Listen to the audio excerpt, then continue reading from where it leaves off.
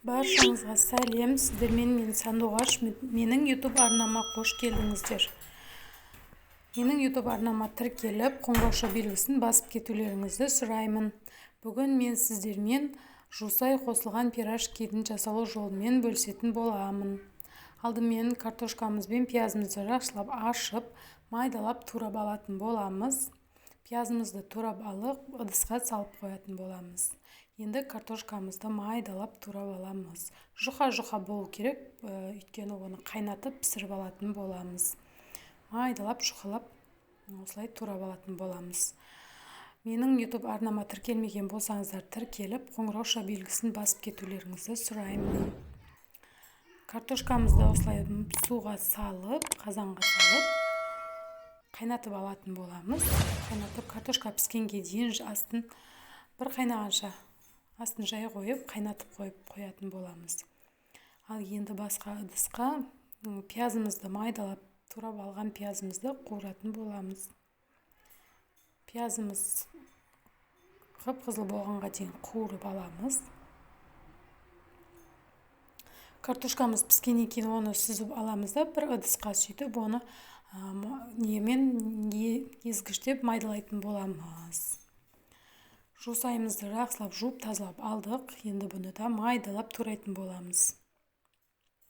Достар, менің YouTube арнама өтіп, керекті рецептеріңізбен бөліссеңіздер болады. Тағы да қандай рецептермен бөлісейін, соны комментарияға жазып өтсаңыздар болады. Жусайымыз бен пиязымызды араластырып алдық. Енді картошкамызды салып араластыратын боламыз. Ішіне тұз, бұрыш қосып, барлығын жақсылап араластыратын боламыз. Достар, видеомды соңына дейін қараңыздар.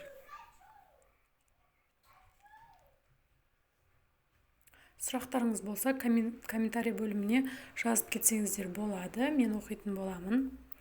Қажетті заттардың барлығын описание бөліміне қалдырамын. Сол жаққа өтіп көрсеңіздер болады. Енді қамырымызды, ашып тұрған қамырымызды жақсылап қайтарып аламыз да.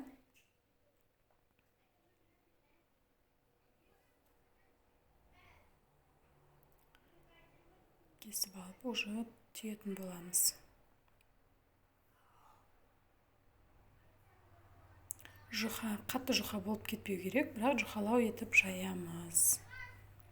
Қамырымызды жақсылап жайып алып, пирожкимізді түйетін боламыз.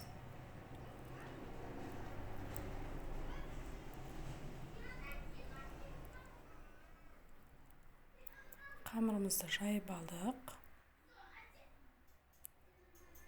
Қамырымызды енді төрт бұрышты етіп бөлетін боламыз. Қатты жұқа емес, кішкене қалыңдау етіп жайдым. Енді ішіне жусайымызды салатын боламыз. Жусай, картошка, пияз үшеуін араластырып алдық.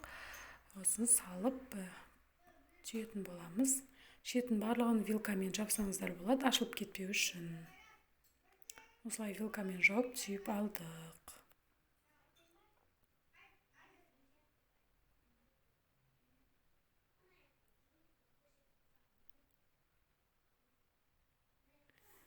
Енді қызып тұрған майымызға пирожкимізді салып қуырып алатын боламыз. Достар, менің видеомның соңына дейін қарағандарыңызға сіздерге алғысым шексіз. Өте жұмсақ пирожки болды. Үйде дайындап көрсеңіздер болады. Менің YouTube арнама тіркелуді ұмытпаңыздар.